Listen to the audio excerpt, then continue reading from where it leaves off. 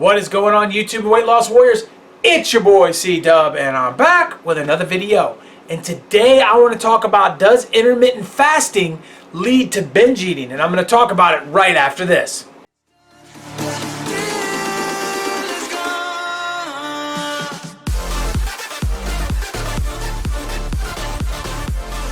What is happening? If you are new to my channel, my name is C-Dub, and I lost 125 pounds eating just one time a day.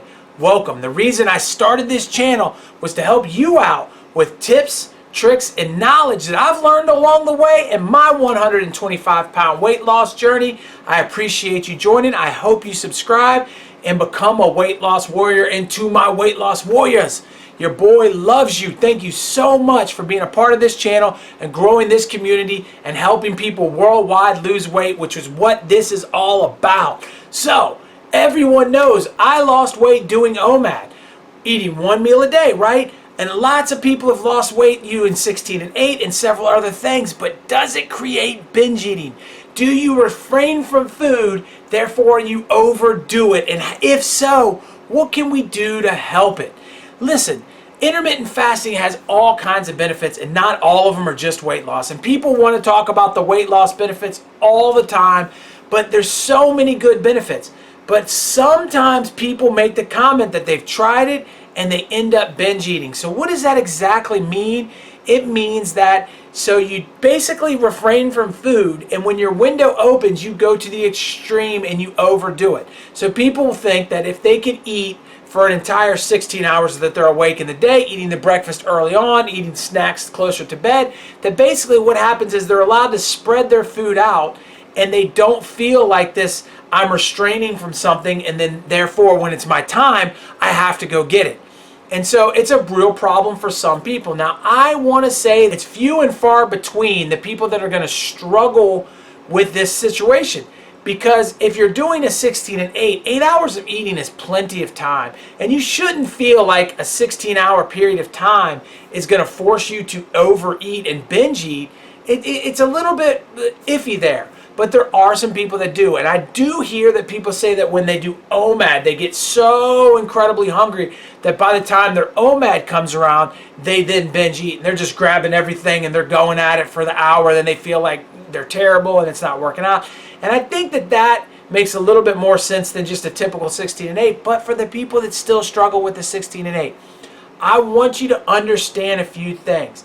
That you have got to know going into all of this weight loss journey that the things that we've always done got us where we're at. And that's what I think a lot of people don't want to talk about. They don't want to look at themselves in the mirror. And the binge eating doesn't just happen in intermittent fasting. The binge eating has probably happened for you forever. It's probably something that you've always done. You've overeaten. Whether you want to call it binge eating or overeating or whatever you want to call it, it's very difficult for some people to stop eating, and I am one of them. I'm going to tell you right now that I struggled growing up with stop eating. I could never set down a bag of chips until it was empty. No matter what the situation is, eat one cookie. Are you kidding me? One cookie? That has never been the person that I have ever been. Even a donut. Who eats one donut? Listen, I understand there's several people that eat one donut. My wife would be one of them. She can sit down and eat a donut and move on with her day. It's not me. I got to have another one and another one. And I cannot stop doing it. So instead of looking at intermittent fasting like, oh my God, I just wait, and then I've got to eat.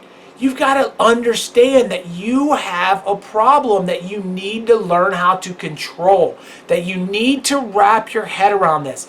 And the best advice that I have for you is not to shy away from intermittent fasting because of that problem, but to run to intermittent fasting and then take the time to plan. This is where we fail. We've all heard the expression, fail to plan, a plan to fail, you'll end up failing the plan, right? It's the same situation here. If you go willy-nilly into a 16-hour fast and you just come out of it and you're hitting the kitchen with no plan, you're gonna binge eat and you're gonna overeat. But if you go into it and you know that my window's gonna open, so let me drink 2 full glasses of water. Now your stomach is getting full. Eating a bunch of food probably isn't realistic. Then I have a plan of exactly what I'm gonna eat. I've counted my calories out. I've portioned my calories. I've put everything down. That doesn't mean I have to restrict any foods. If you want to have a handful of Doritos during that time, okay. But the bottom line is I'm going to restrict how many calories I eat, and I know exactly what I'm going to do.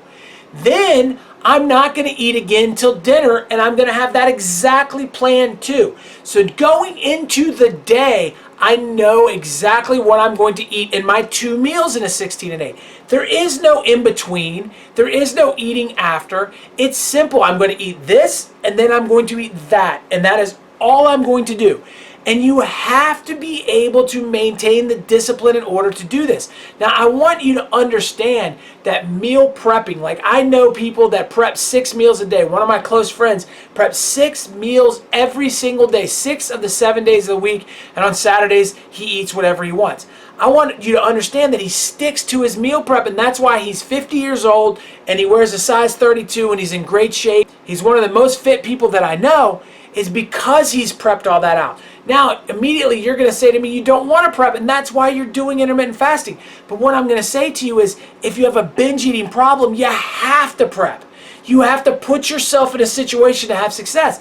But the good news is, if you're doing a 16 and 8, you only have to prep twice. If you're doing OMAD, you only have to prep 1 time. You have to figure out and have a game plan for 1 meal. I want you to understand that I am not immune to this. I've told you many times I eat whatever I want, and I do. I will eat whatever I want. It's all good. But there comes a time sometimes when I sit down and I have something to eat and I end up doing too much. And if I follow it up the next day and I made a mistake and I'm eating again and I'm like, okay, I really didn't need to eat that. Now I've done it 2 days in a row. I'm always going to counter that with a fasting day or a planned day. And I will sit down and discuss with my wife what we're going to have for dinner, and I will portion it out to a decent amount. Now, I'm not counting the calories, but I kind of know, okay, that's all I'm going to have. And I don't put any junk on the plate, and when I finish eating, I will get up and leave the area. I'm not going to sit in the kitchen after I finished, and I might feel like, oh my God, hold on, I still wish I could eat more. I'm still hungry. Because when I get up and leave, it's going to go away. And it's also going to allow my body to feel if I really want to eat more or if I don't want to eat more. And that is very important, to give yourself a break so that your body can say, yeah, no, dude, you're okay. Sometimes it takes a minute for your hormones to actually work. And sometimes that ghrelin is not going to get released right away. And if you continue to eat and eat and eat and eat, you're never going to know that you've had enough. But if you take a break, walk away, drink a glass of water, then you go back into the kitchen, you'll start to feel, oh, I feel fine. I don't need to eat. So it's just a matter of planning. I cannot stress it enough that binge eating comes when we go willy-nilly into it. And if you're going to go willy-nilly into it, you're going to set yourself up. Now, I do believe over the course of time, you'll get away from it, you'll get control of it, you'll understand the balance. There is a natural balance between your body weight, your set point, how much you eat, and understanding that is something that people that are morbidly obese and overweight have struggled with. There are people that completely understand it. There are people that never have weight problems, and we see them and they're able to balance everything out. And we can make excuses and say they have better genetics. We can make excuses and say whatever, but at the end of the day, they're in balance with their body and nature.